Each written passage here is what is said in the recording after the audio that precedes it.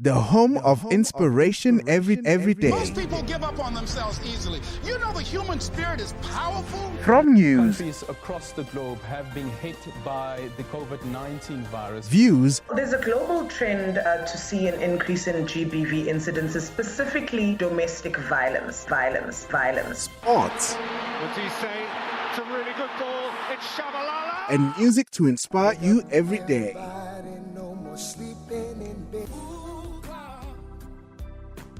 This is Vuga Online, your inspiration radio station. The show is amplifying women's voices, hosted by none other than Dr. Mvusy Songelwa. Today, I am so excited because I am going to be hosting. I'm hearing some echo. Is it okay now? Yeah, that's good.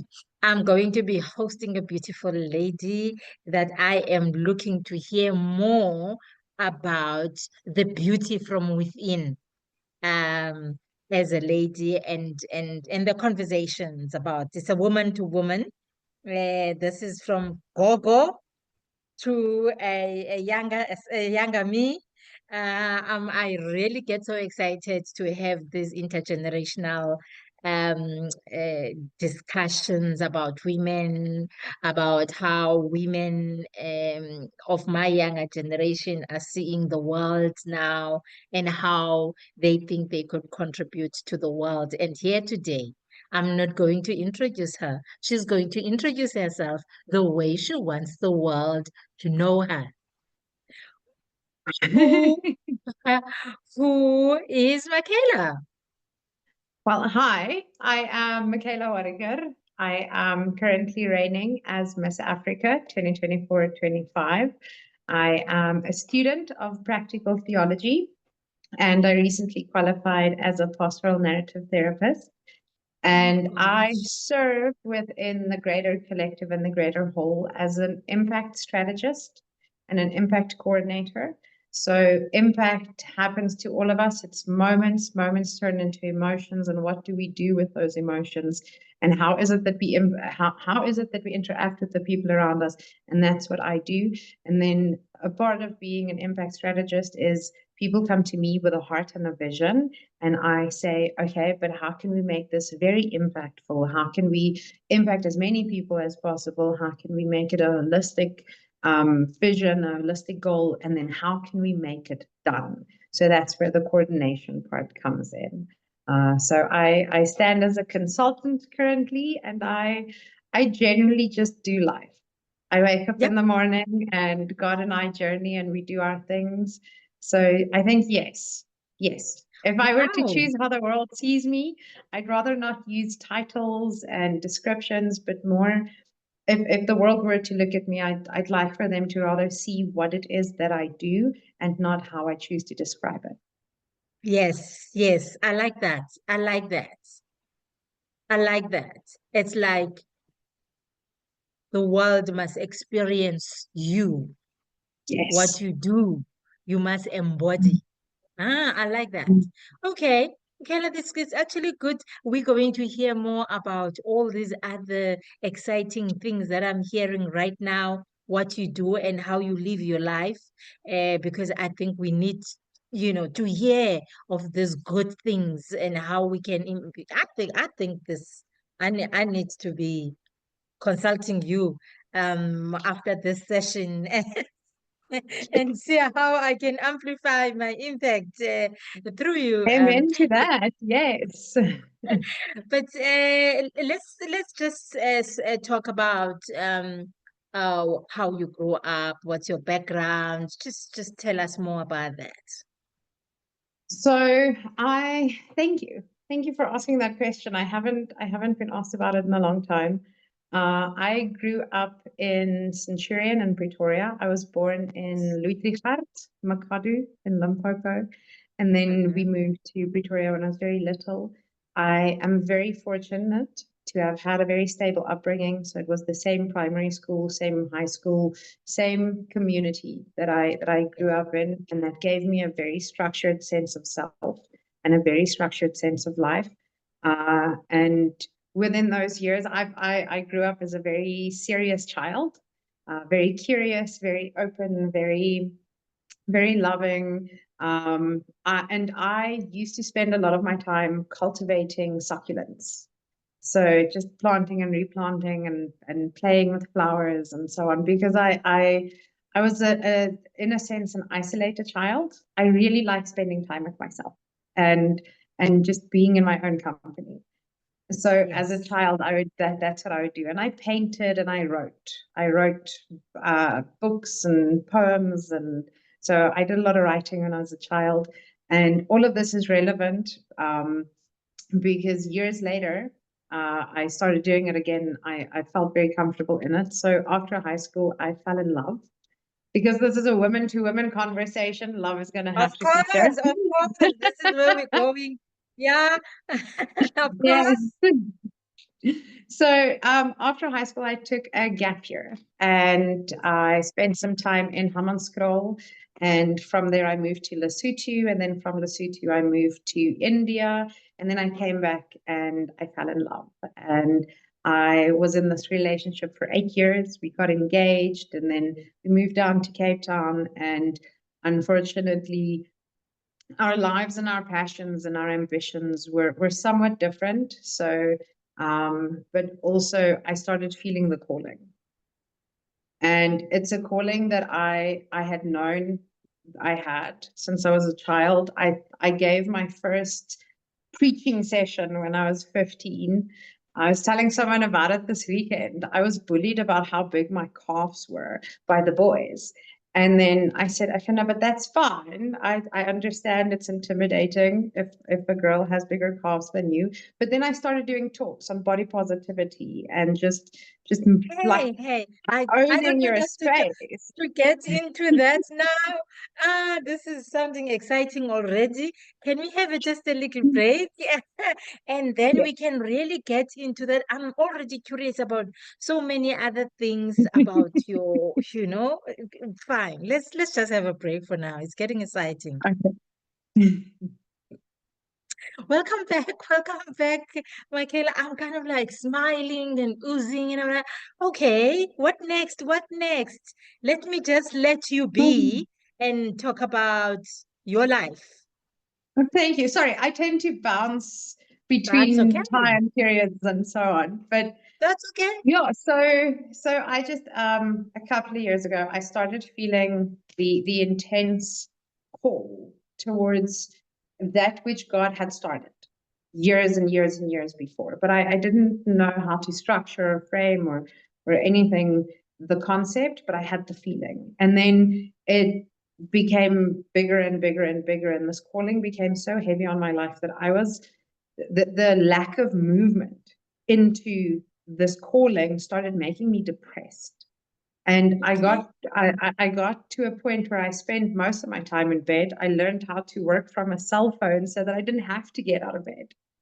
Okay. And in that process, I started realizing, but running after God, I can do that, but I've got this man in my life, and we have different passions and different ambitions and different upbringings and ways of viewing.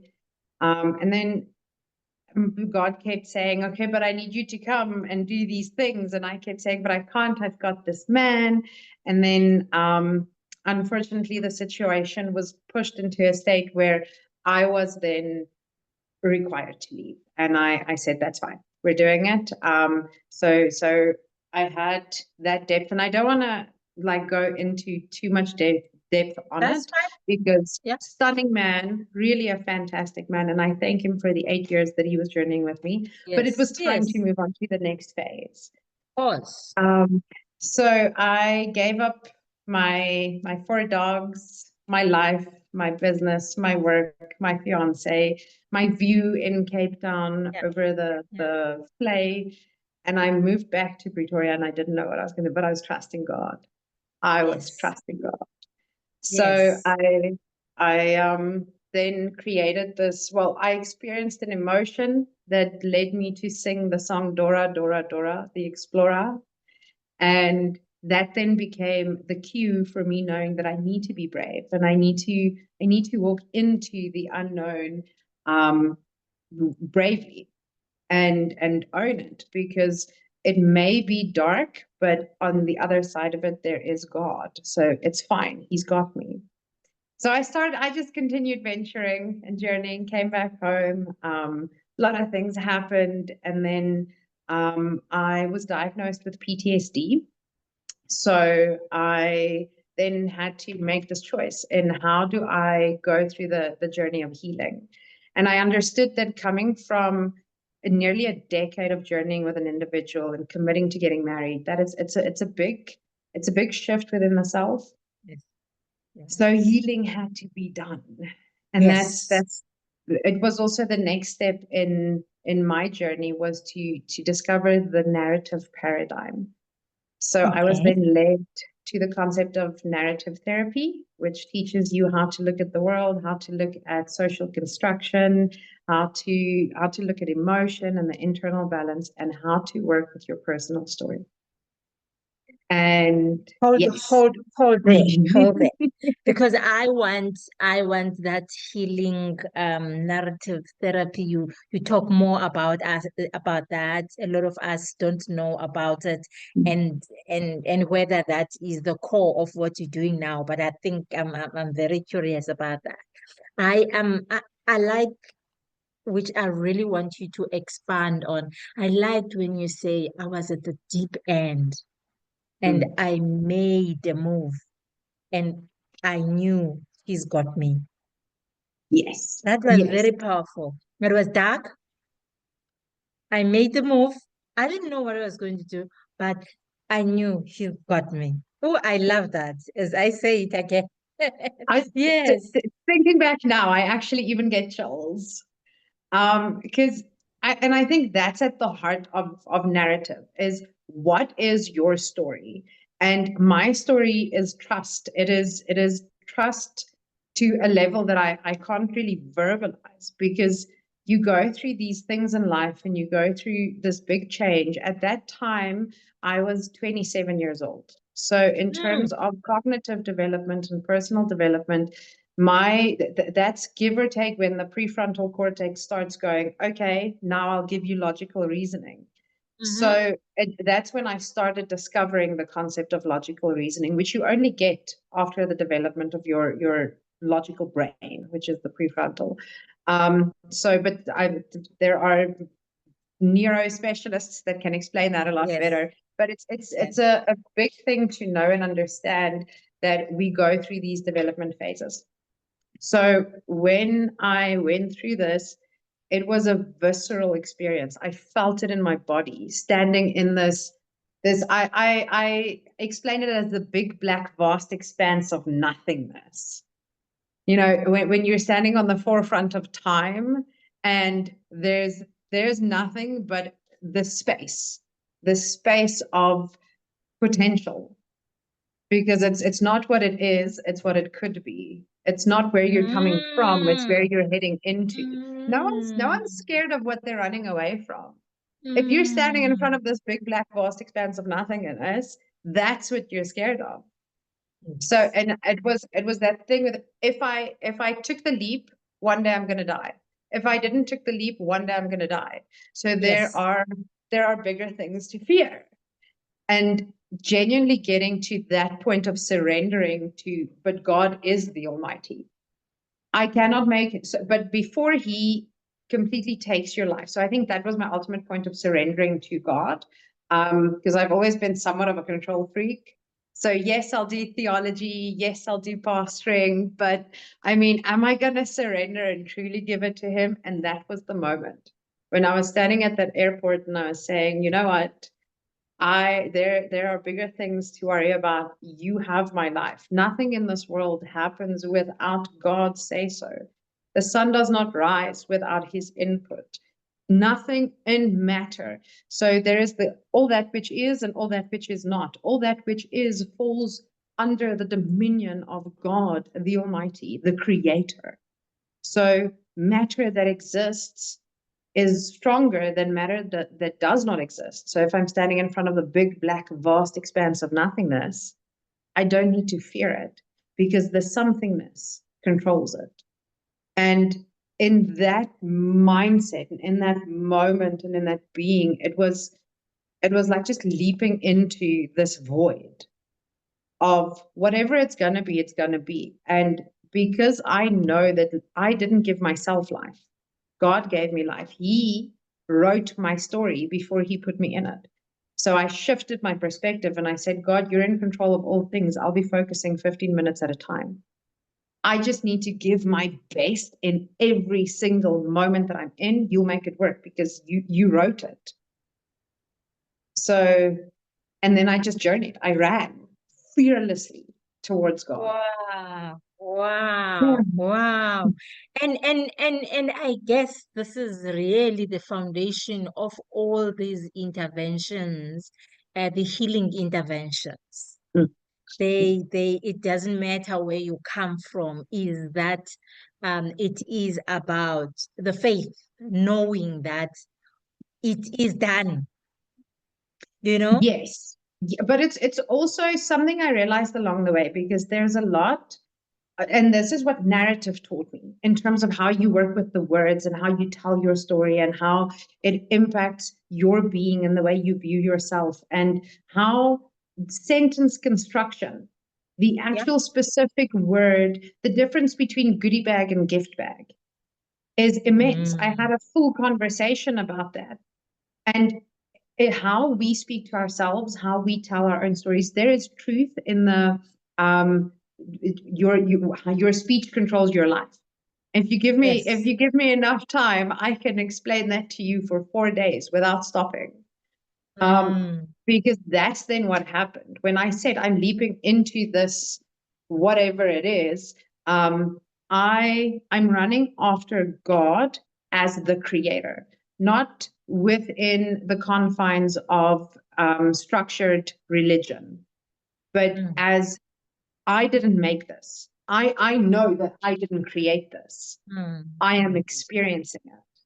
So who made it? And running into that led me down pathways of purpose, things that resonated really deeply, things that I understood without trying, spaces that felt like home. People that sometimes you meet people and you're like, I know you. I know, I have known you and I will continue to know you. You know, I know that within some spiritual communities, they talk about soul contracts and so on, but I can't confirm or deny that. But I think it's closely related to that concept.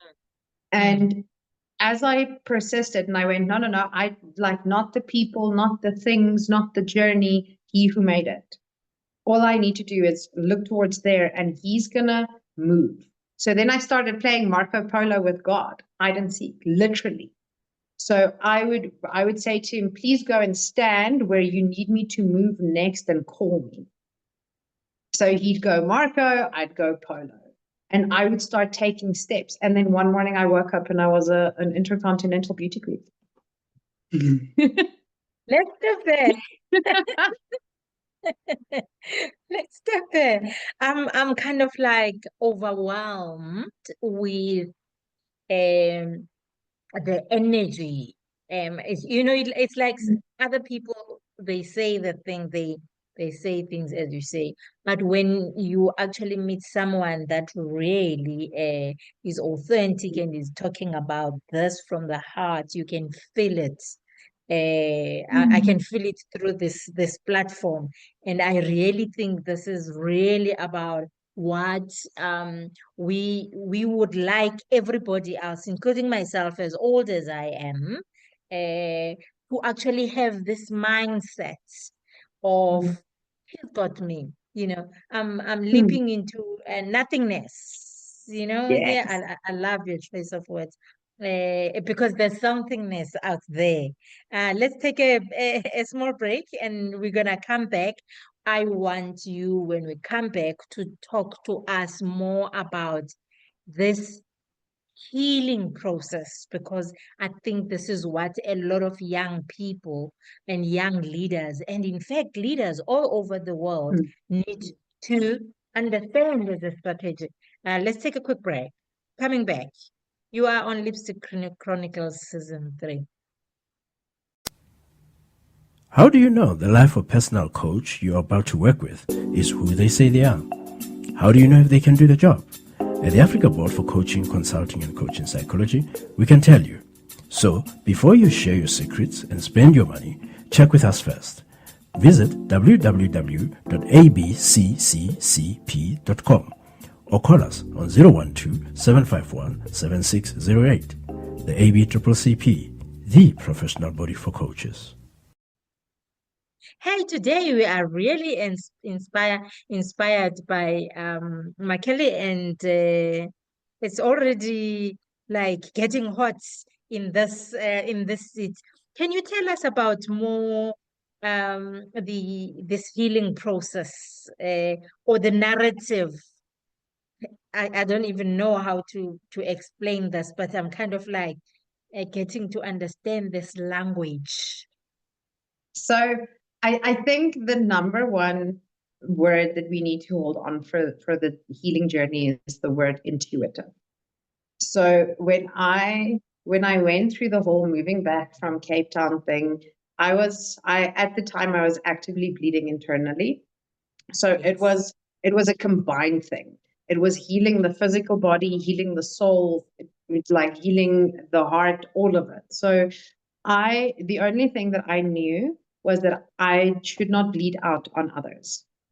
And holding on to those words, you can do whatever you want with your anger and your hurt, but you do not bleed out on others. So, and that made me internalize a lot of it. So I started in every moment when I wanted to respond to something, I had to ask myself the question, am I responding from a place of hurt or a place of health or healing? Because I was actively healing. I don't think anyone can ever say that they are healed. But what I learned along the way is starting with that, whoa, am I responding from a place of hurt or healing? So is the words that I'm bringing to you healing you, or is it hurting you? And that was the first action. That was the very first action. Because moving from a space where I'm hurt, but I don't want to hurt others, it put me into a space of self-awareness that it's hard to fathom, even to me. But I spend a lot of time unpacking the concept of self-awareness, and it's a beautiful concept.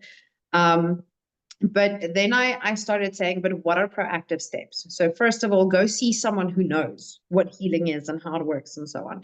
So I went and I saw a psychologist. He gave me the diagnosis of PTSD, and I said, okay, thank you. Now I've got a framework of what to work with.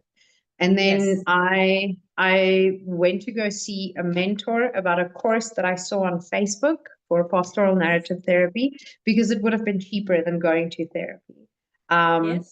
My advice that I would like to give to anyone from this journey, you are not your own therapist. Do not do it. But if you're brave enough to know yourself that deeply, by all means, it's a beautiful journey. And then when I went to go see this mentor, we sat and spoke for a minute, and then he said, listen, but before you continue, there's a course I want you to go do. And I said, yeah. And he suggested the course that I was there to see him about. So, and that's how I knew, okay, God was calling me to this. And from there, they taught us how to tell and retell, view and review our stories. So you would take one story, a story of disempowerment, and you would start unpacking and unraveling the words, the dialect of that story. So we would you externalize. So, and they taught us about they taught us about externalization. So externalization is removing yourself from it, from the problem. And I, at that stage, because I wanted to heal all of me, I was like, okay, but McCayla's the problem. So I externalized myself from me and I looked at McCayla. I was like, but what's your story? And then I started working with those words. And Yes. so if someone, I had a conversation this weekend about it where an individual was told that they're a narcissist. And they kept saying, yeah, but this is such a negative thing. And I said, no. Let's sit down. Let's talk about the concept of narcissism. Let's talk about the framework. Let's talk about the context within which this label was assigned to you. Because when we journey through life, we're constructing our mindset, the set upon which we experience our minds. So everyone gives you a little sentence, they tell you something, and these are tiny little building blocks that builds the reality within which you live and walk. But now someone comes in with a strong word like narcissist, and you have all of these good, nice tiles, but now they come, nice white tiles, but now they come in with a black tile. So all that needs to be done is someone needs to come in and say, okay, but that sentence that keeps you stuck in a specific limiting belief, let's unpack it, unravel it, and rephrase it. So that And moment this is where, McCayla, I don't want us to talk about the concepts because this is your story. The excitement is now sharing exactly what you're going through. This story, how do you apply these lessons? Because I think with you telling the story, we'll get to understand how powerful this process has been. Now you're landing. I'm excited. Okay, so yeah, because I realized from where to approach now. So there was, to give you an example, unfortunately, there was an individual for many years in my life who used to project onto me their own things, but consistently tell me, you're lying, you're lying, you're lying, you're lying. Yeah. And that put me in a position where I had a very low self-esteem. I had a very low view on myself. I didn't trust myself because now I'm confused. I'm not lying to you, but you're saying I'm lying and this and that. So and I think this is something that it's a simple phrase that any woman has been told. Yep. So this is why I'm using this example. And I had to systemically go through those moments and say, okay, I know that this was said to me. I know that I don't lie. I know that it is a big thing to me. So let's first take a stance. And that was the moment that I stepped into my truth, literally. And I went, my truth is that there is truth, capital T. Yes. And then every time that the concept came up and I heard the words in my head or so on, I had to, and this is where inner child thinking and so on is very valuable. I had to mentally, and this is a good exercise, literally hold this tiny little McCayla and be like, no, it's fine, Bobby, I got you. Because now I'm the adult that's showing up for tiny me. Lovely, lovely, lovely. And having gone through that, okay, every time a sentence comes in and I don't know how to rework the wording, that's fine. I just need to hold on to the inner child within me and go, even though you don't know what to do with the words, you and I both know that those words weren't true, so let's take it off of you. And healing to me it's a process of journeying towards the authentic self. Yes. We heal from all the layers that the world puts onto us. Yes. And then going through that initial period of externalizing, stepping into my truth, finding my way, and learning to genuinely interact with the me that lived in all the moments before this one. It helped me to start integrating, because when we get hurt, we get fragmented.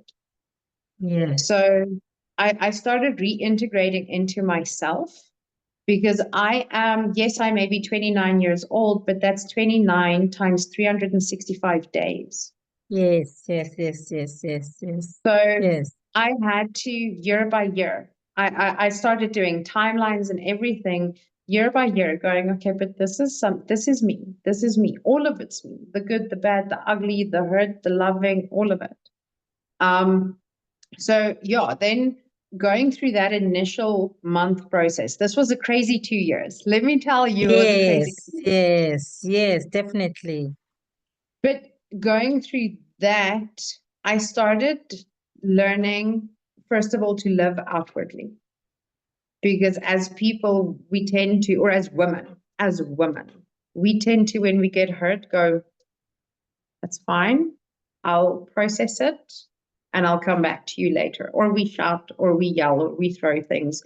But the emotion is never really, from my perspective, I never really honored my emotion. I rather went, okay, it's fine. I'll outwork it. I'll outrun it. I'll exercise it, or I'll suppress it. And I gained weight years ago. 2 years ago, I weighed 118 kilos.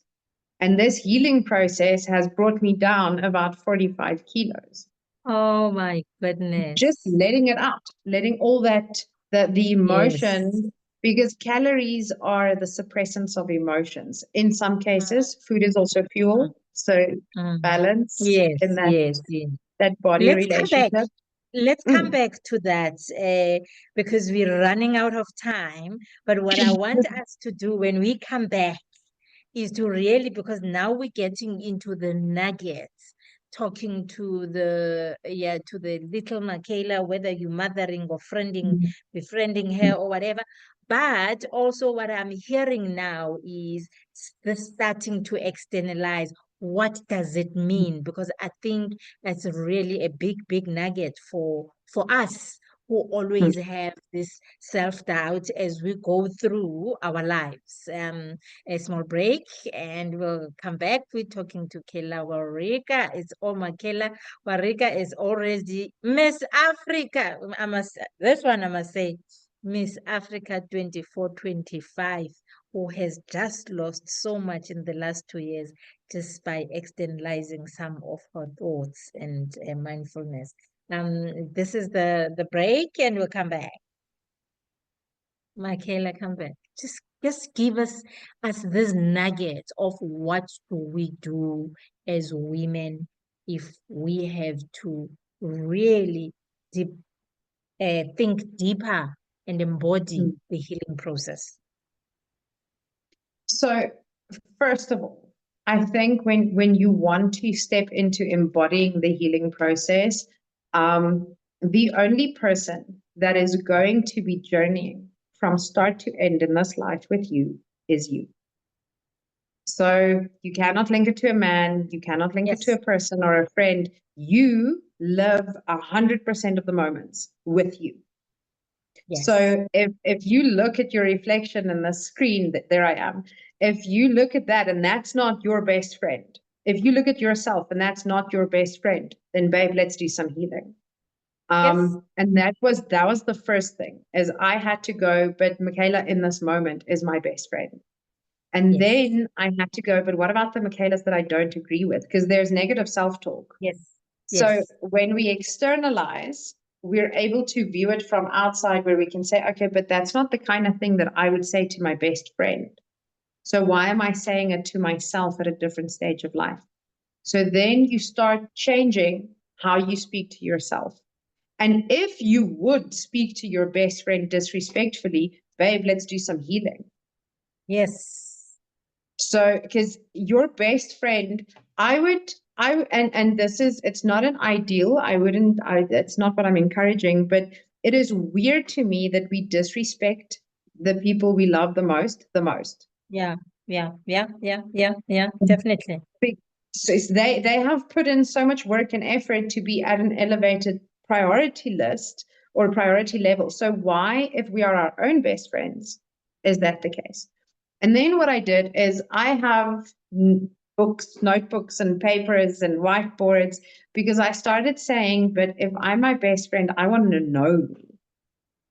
And once you start knowing yourself and you're looking at yourself from an externalized view, I wasn't looking at myself as oh, this is me. No, this is McCayla. And sometimes I still talk about myself in the third person.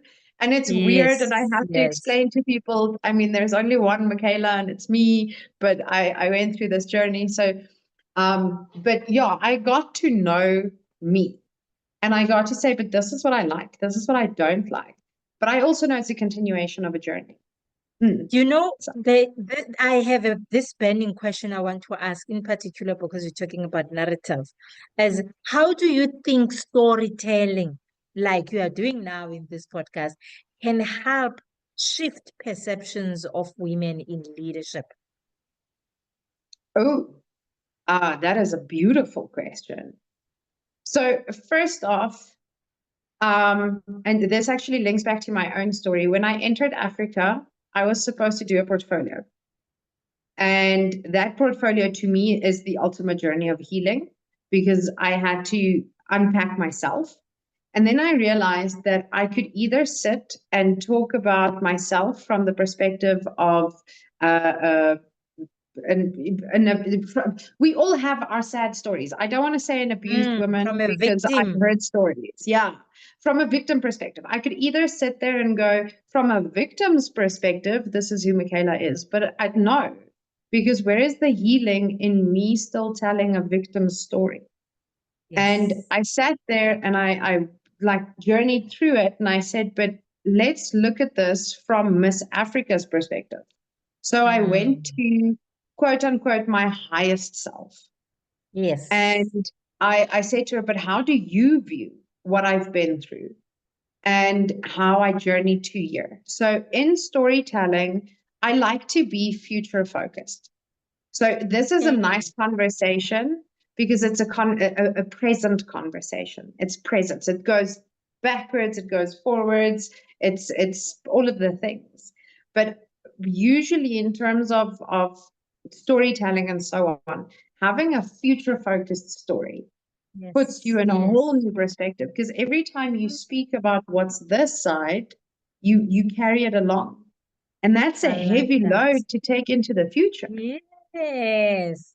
Wow, that's really, really very helpful. There was, as you were telling the story, I thought, I think this is the right person to ask this question, because most of the time when we are going through the dip, we kind Mm. of like want to hold on into the dip. And what you are telling us is that, yes, acknowledge the dip, but he's got me. And now I have to really shift and talk about the future. I love that. If you would celebrate just but one or woman that has shaped your life, who would it be? Oh, my mother, Mm, 100%. Please Yeah. tell her something. Celebrate So her. I love my mother. She is Just talk to her right now. Don't talk to her don't talk right now. about don't talk I about her. I want you to just say two sentences to your mother that you would like the world to hear. thank you for being both my giver and bringer of life.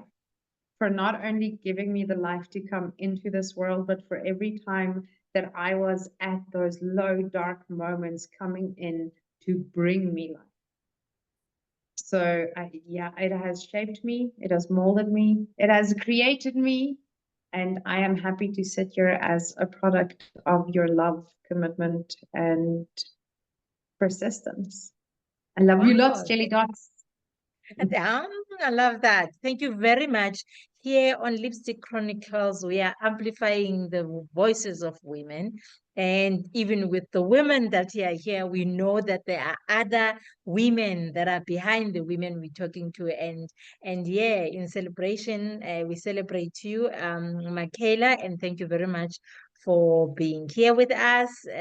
Continue to do the great work. Unfortunately, we don't have a lot of time. I would have loved to hear about the pastoring part of it, but I could feel it as you are speaking to it. We really, really have been graced by your presence, and thank you for your insights.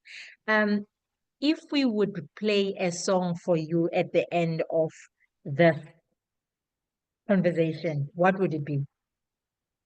The Ballad of Lucy Jordan. I'm not sure who sings it. The Ballad of Lucy Jordan. We're gonna give Yes. that homework to the producers, and we play it for you, just for thanking you for coming and spending some quality time with us and here on Lipstick Chronicles. We really appreciate you. Thank you very much for your time. The home of inspiration every day. Most people give up on themselves easily. You know the human spirit is powerful. From news, Countries across the globe have been hit by the COVID-19 virus. views, There's a global trend to see an increase in GBV incidences, specifically domestic violence. sports, What's he say? It's a really good ball. It's Shabalala. and music to inspire you every day.